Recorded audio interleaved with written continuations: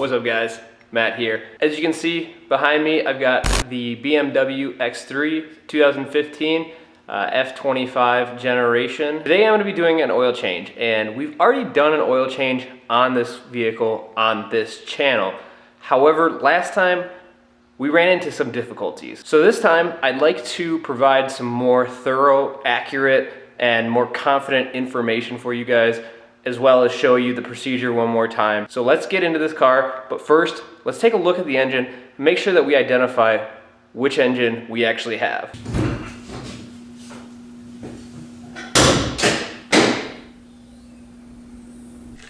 All right, so in the last video, we had some issues with the actual parts that I bought. I bought the parts for the wrong engine. I went on ECS Tuning, I got the oil change kit, but I selected the wrong engine when I was inputting the vehicle information. So I want to show you how you can identify which engine you have in your BMW. So we've got the hood popped here. Right, this should look familiar. We have already done an oil change in here. You've got your filter housing right here, oil fill cap right here. In my previous video, I knew that I had the BMW with a 2-liter engine, and this is a 2-liter engine. However, in the F25 generation, there are two different 2-liter engines. It's the N20 and the N47. As you know, if you watched that last video, I bought the oil kit for the N47 engine, which had the wrong amount of oil and the wrong filter. So if you are trying to figure out which engine you have, what model code it is, you can look up underneath the hood here. And if you look at this EPA sticker, there is a group number on here. If you can see on here, this group says FBMX J02 0 and then the last 3 digits N20. So that identifies this engine as the N20, and that's what we will select when we go to ECS Tuning to get our oil service kit. So now that we know what engine we've got in here, we now can get the correct parts. Kind of a crucial thing when you're doing anything ever. So now that we know what engine we've got in here, we can correctly buy the parts this time for the N20 model engine. That's what I did. I went to ECS Tuning and I got the oil service kit for this engine, and it comes with liquid moly engine oil and a Hengst filter, as well as a crush washer for the drain plug and new O-rings for the oil filter. And now that I've corrected this mistake, I also have bought the correct oil filter housing removal tool, so that will slip right over the oil filter housing, which will let us use an appropriate wrench to remove it and then subsequently reinstall it with the correct torque specifications. At this point, just normal oil change procedure. We're going to open up the fill cap just to allow air to flow into the engine while you're draining the oil out. We'll open up the drain plug, remove that, let the oil completely drain out. We'll plug that up with the new crush washer, torque it to spec, then remove the oil filter housing, replace the O-rings, replace the filter, reinstall it, torque that to spec, then we can fill this engine back up with oil. All right, so as I said, the first thing we've got to do is just open up that oil fill cap just to allow the oil to flow out of the engine a little bit easier. So I'm not going to completely remove this. I'm just going to leave it sit here just so some air can get in, but nothing else is going to fall in there while we do this. And what I'm going to do here is I'm actually going to close this a little bit so we can get this thing up on the lift.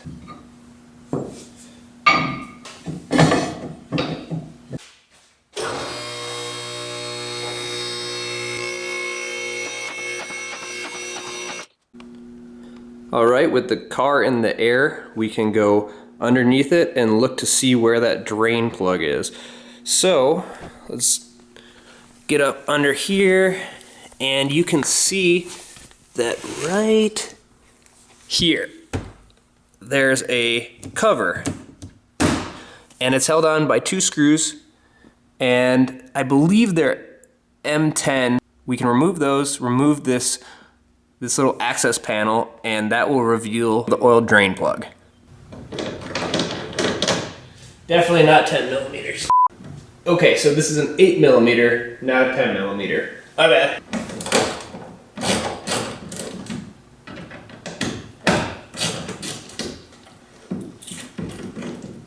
Let me show you guys quick.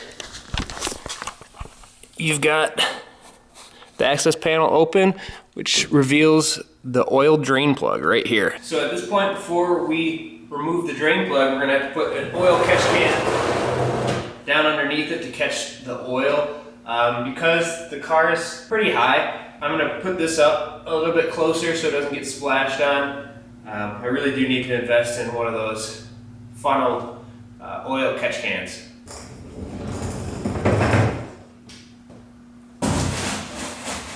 Now with the catch can in place, I'm going to use a 17 millimeter socket to remove that drain plug.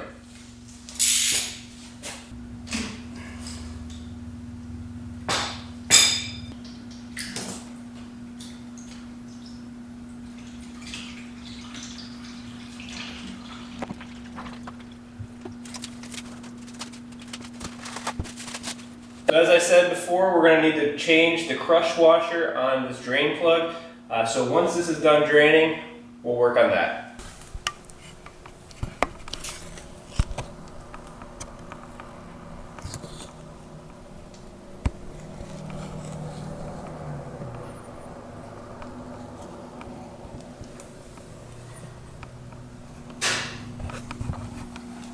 Okay, so now that the oil is drained, we want to replace the crush washer, which is pretty simple. Take that off, go into your filter box.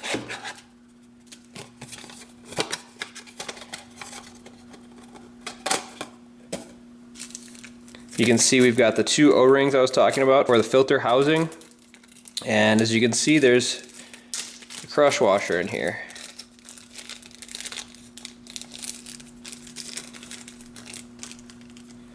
So we'll simply slip this back on and we're ready to reinstall the drain plug.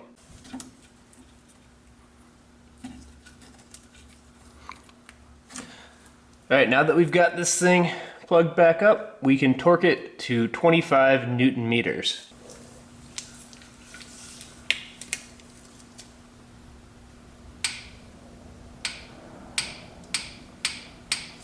Now that we've got that torque back to spec, put this cover back on and we can lower the car down.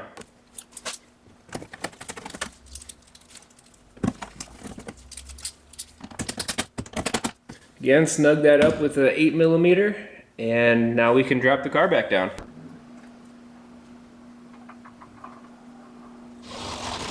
Alright, so now we can go back under the hood and finish this oil change.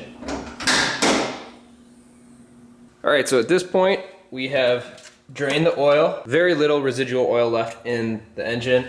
What we need to do now is we need to replace the oil filter, which is in this filter housing. Should be able to do that much easier this time because now that I know what engine this is, I could actually buy the right tool.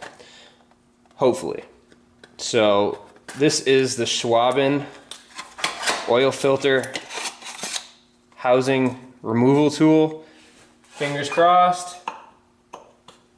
Oh yeah, fits right over the top of that thing. So we're gonna be able to remove that, and then when we reinstall it, we can actually torque it to the proper spec. There we go. This thing will accept a 27 millimeter socket, so let's remove that. So much easier than last time. And I'm gonna grab some paper towel just in case, so we cannot fill this engine bay up with oil. What I'll do is just pull this guy off, so we can get up underneath here and around here, so we don't spill oil in the engine. That doesn't smell very good.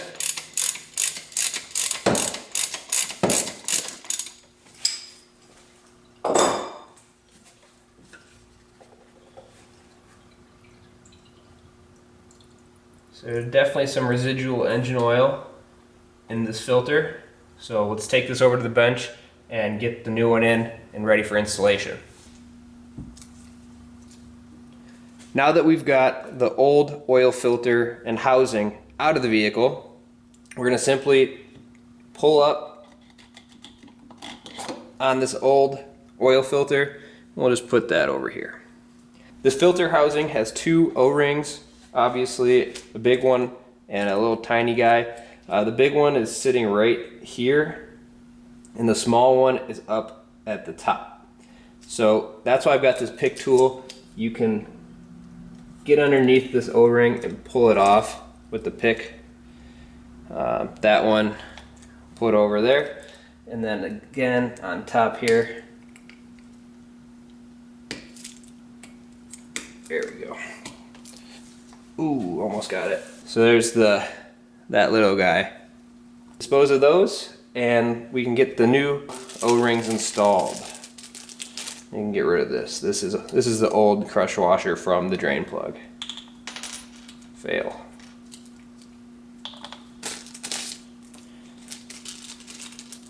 So the only thing that you're going to need to do with these is you want to get a little bit of oil and really saturate the O-rings with oil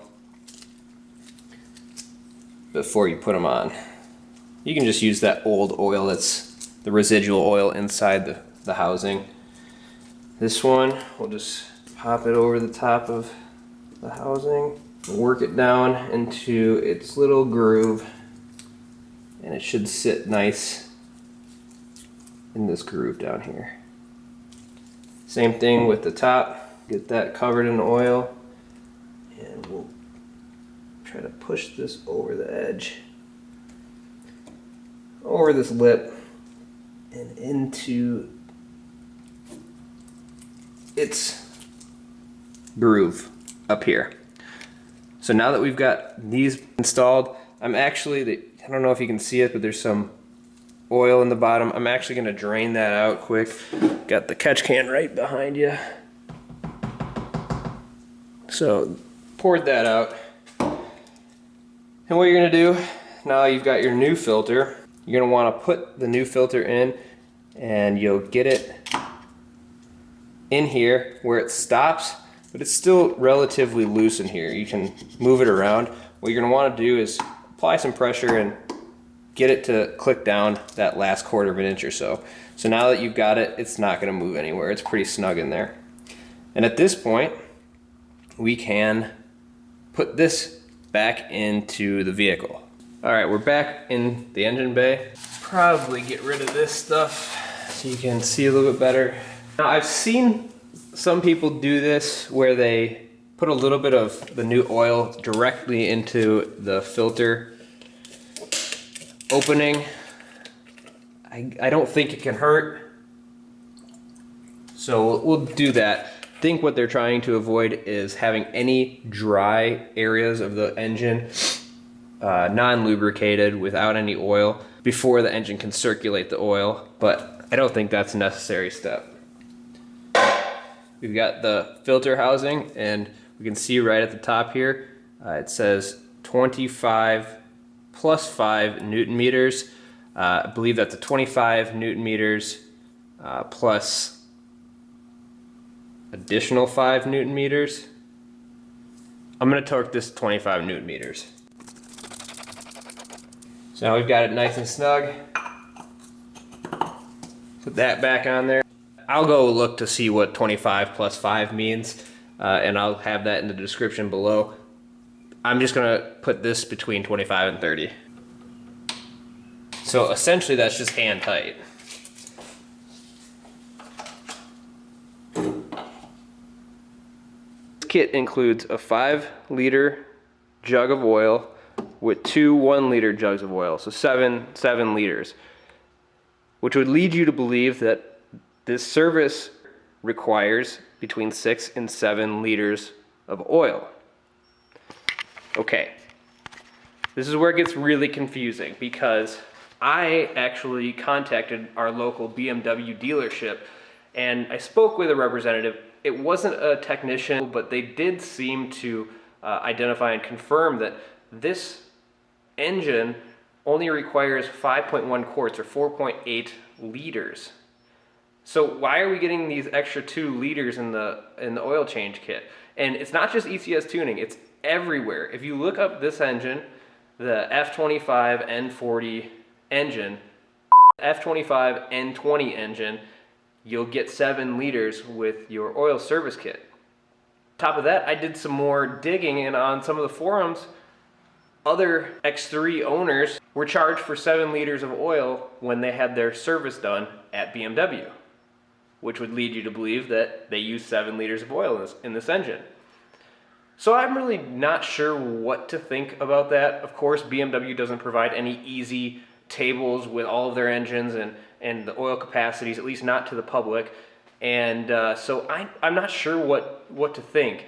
Last time I put in probably 6.5 liters of oil in this thing. Didn't seem to have any issues with being over full. Of course, the multimedia oil level measuring system told me that it had perfect oil level. It also told me that with 5.5 liters of oil too. So I really don't know what to think. So today I'm actually going to be putting in 6 liters of oil. I'm going to measure it and make sure the engine thinks that there's an adequate amount of oil, or at least the computer thinks that, and we'll see how it goes. If anyone has a definitive answer for how much oil this particular engine takes, let me know in the comment section below. I think everyone would really appreciate a definitive answer, because if you look on any of the BMW forums, it's a common question with a lot of different answers. So with that said, let's fill this thing up and we'll be finished up with this oil change procedure.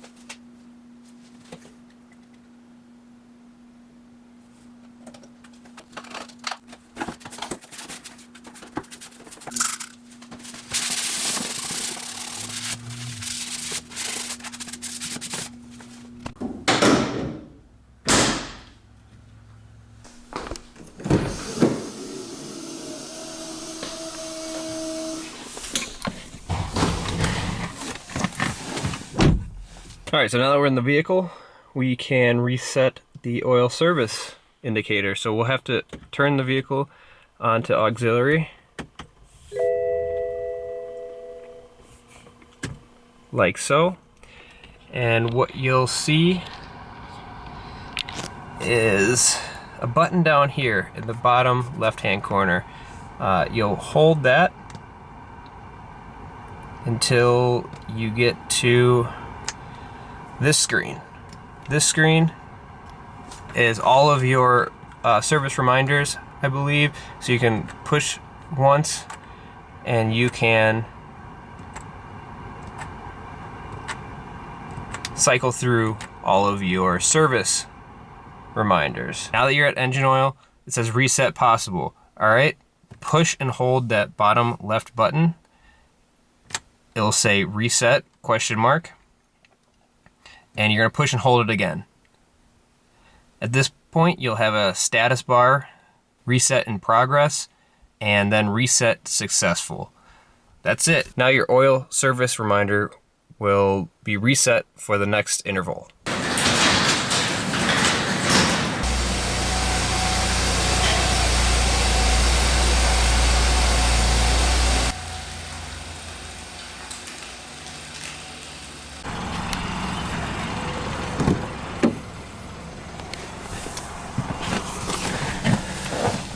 I've left this car sit for a little bit just at idle to warm up the engine, and I've got it at a relatively level surface. So what we're going to do is we're going to navigate through the multimedia system to actually measure the oil. What you're going to do, you're going to scroll down to vehicle info, click on that, and then what you'll do is go to vehicle status right there, and you'll see you've got some tire pressure resets, and then the third one down is engine oil level. It says the engine oil level is okay. What we're going to do, the fourth one down, is measure engine oil level. We'll go there, and it says measurement is only possible while engine is at operating temperature and switched on, and vehicle is parked on a level surface. Select park or neutral, don't press the accelerator. So we've done all that, and I'll say start measurement.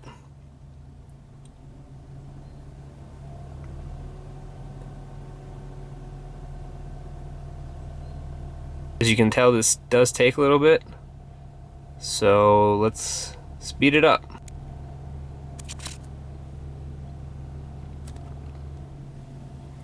And as we can see over here, we are right at the maximum. However, we were at the maximum last time. We were at the maximum with 5 liters, 5.5 liters, 6 liters. Not sure how reliable this particular system is. So that's it.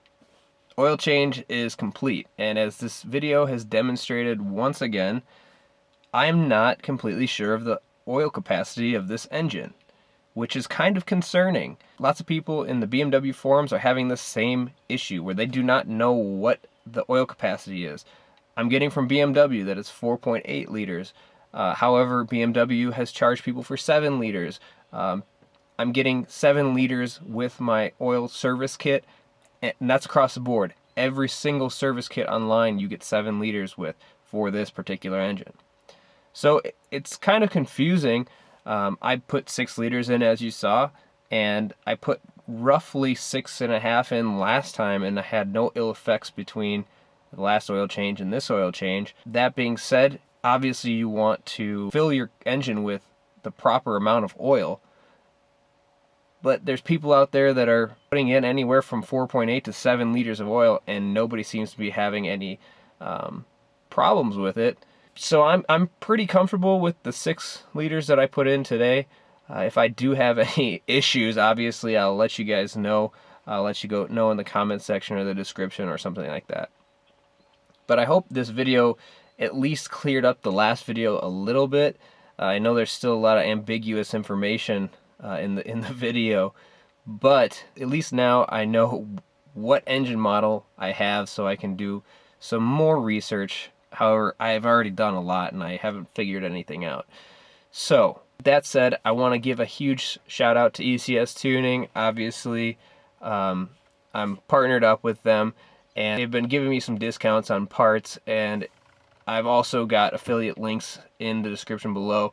All the parts that you saw in this video will be down below. So go check those out if you're interested. If you do go through those links and purchase something, I get a small kickback. It really helps the channel. I really appreciate the support too. So links are in the description.